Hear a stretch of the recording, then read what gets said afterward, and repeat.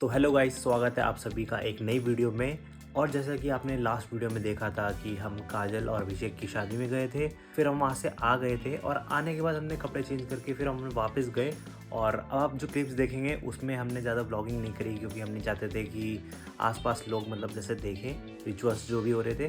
तो आप भी इंजॉय कीजिए रिचुअल्स और हम दिखाते हैं आपको। चलिए स्टार्ट करते हैं।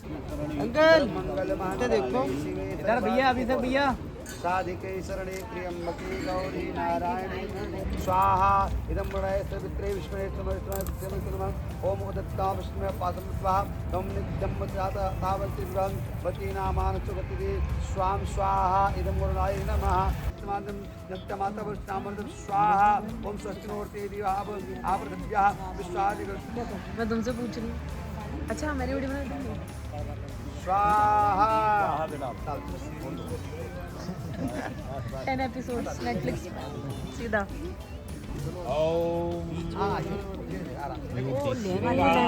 रामचंद्र कृपालु भज मन काजल चुन्नी दारुणं नव कंज लोचन कंज मुख काजल रेस नहीं है। काजल रेस नहीं है। धीरे धीरे भाग रही है तू तो।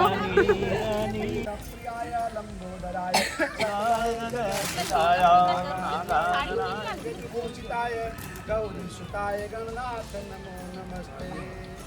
आए काजल को ब्याहने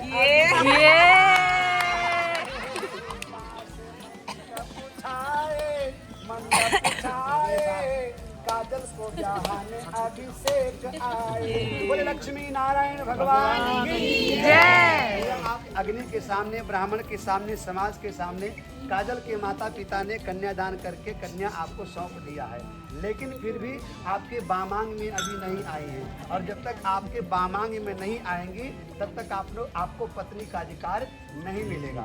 ठीक है, तो आप जानना चाहेंगे बामांग में क्यों नहीं आ रही है? नाराज है। आप जानना चाहोगे? हाँ?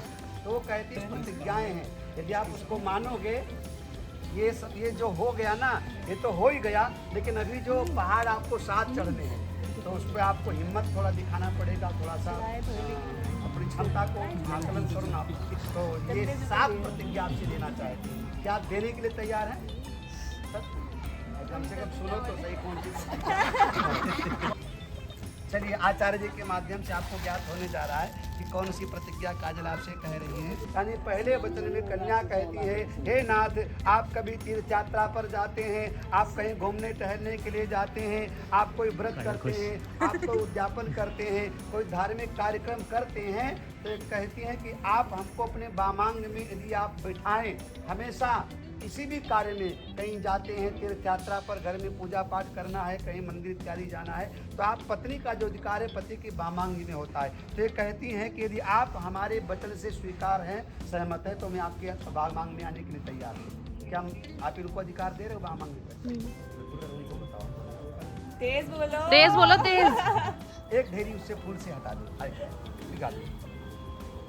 दूसरे वचन में कन्या कहती है, नाथ, समय समय पर हव्य और कव्य के द्वारा देवताओं और पितरों को आप प्रसन्न करते रहोगे तो मैं आपके बामांग में आने के लिए तैयार हूँ। मतलब ये है, आपका जीवन धार्मिक होना चाहिए, देवताओं की पूजा करते रहिए, समय समय पर अपने पूर्वजों को प्रसन्न करते रहिए, क्योंकि देवताओं की पूजा करने से आपकी जितनी मनोकामनाएं पूरी होती हैं, लेकिन पूर्वजों की, पितरों की पूजा करने से कुल वृद्धि होती है, वंश वृद्धि होती है। तो दूसरे वचन में आपसे काजल कहती हैं कि समय समय पर, हे नाथ, आप देवताओं और पितरों की पूजा करते रहोगे तो मैं आपके बामांग में आने के लिए तैयार हूँ। तीसरे वचन में कन्या अर्थात काजल कहती है कि हे नाथ, यदि आप कुटुंब के रक्षा, कुटुंब के पालन पोषण की, भरण पोषण की जिम्मेदारी अपने कंधों पर लेना चाहते हैं तो मैं आपके बामांग में आने के लिए तैयार हूँ। मतलब ये है, इनके कहने का भाव ये है कि आज तक आपने माता पिता के राज्य में, शासन में खूब खाया, खूब घूमे, खूब टहले, मौज मस्ती किए,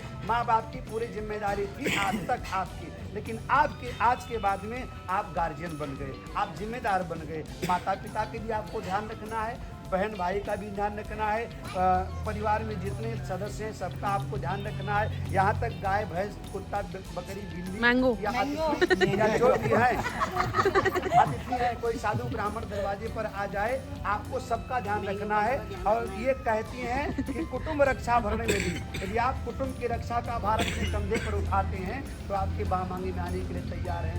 चौथे वचन में कन्या कहती है, नाथ आपके आय और व्यय का साधन क्या है, कैसे पैसा कमाते हो, कितना कमाते हो, कहाँ से कमाते हो और कितना खर्चा करते हो, कितना आपने कमा करके जोड़ रखा है, ये पूरा हिसाब किताब आपको देना पड़ेगा, सारा हिसाब।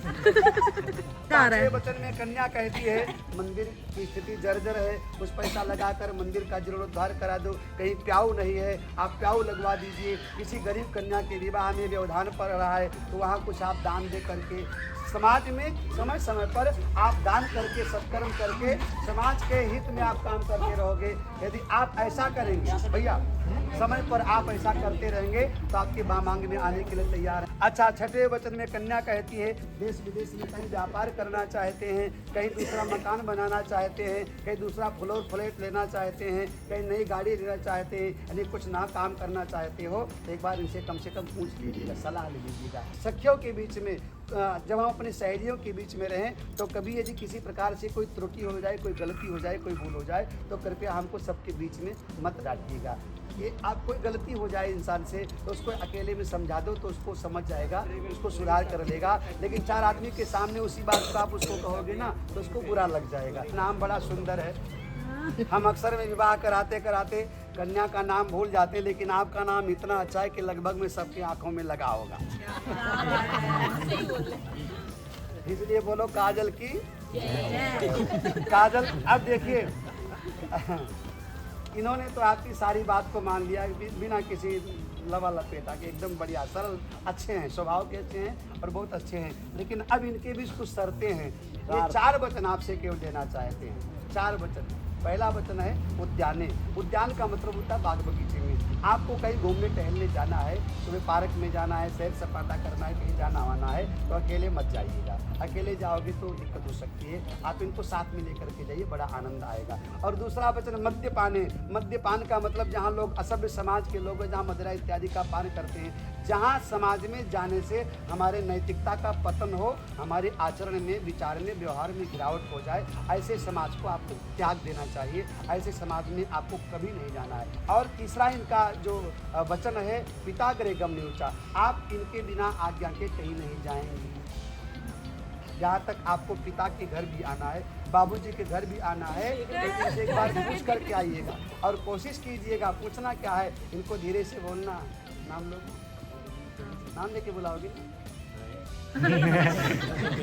आजकल तो बोलते हैं, वैसे कह देना, ए जी, सुनो जी, हाँ जी। चौथे वचन में आपसे भैया हमारे अभिषेक कहते हैं, एक परिवार को छोड़ करके आप आ रहे हैं और वहाँ भी आपको एक बड़ा पूरा परिवार मिलेगा। यहाँ माता पिता आपने छोड़ा है, वहाँ सासू ससुर, उनको सासू ससुर नहीं माता पिता ही समझ करके उनकी सेवा करना। जैसे आपके माता पिता वैसे इनके माता पिता। दूध और पानी एक में मिल जाता है तो उसमें कोई भेद नहीं रहता, दोनों एक ही भाव जुट जाया करते हैं। एक माँ बाप को छोड़कर आप जा रही हैं, दूसरे माँ बाप, उनको सासुर ससुर नहीं समझना, उनको माता पिता समझना।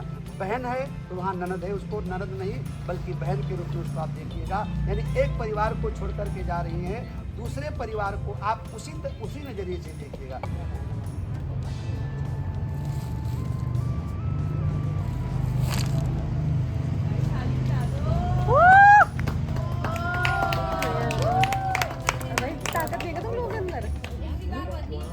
इतना लो मैंने कभी नहीं सुना। गाइस एक और बार, लो सारा पूरा पूरा कर दो और कर दो। ये में एस्थेटिक सुनो ससुर जी, अब जी छोड़ो, मानो अभिषेक की बात, दुल्हन तो जाएगी अभिषेक के साथ। अंदर से बनाना भी है। मंगलम पुंडरीकाक्षाय मंगलाय अच्छे घुमा के इधर कर लो, अपनी तरफ हाँ कर लो, इधर मुंह मीठा करो, और मीठे से जिंदगी की शुरुआत करो और दोनों की जिंदगी मीठी मीठी रहे और खूब मिठास जिंदगी में घोलो। नहीं आया अब दिखाओ। काजल पूरा खिला दे, पूरा। काजल खिला तो देगी लेकिन खाना पड़ेगा तो ध्यान रखना। हाँ खाएगी खाएगी। आधा मैनेज। हाँ, बोलो दूल्हे सरकार की बोलो दुल्हन सरकार की जय। राजा की बोलो दुल्हन रानी की जय बोलो दूल्हा दुल्हन की जय।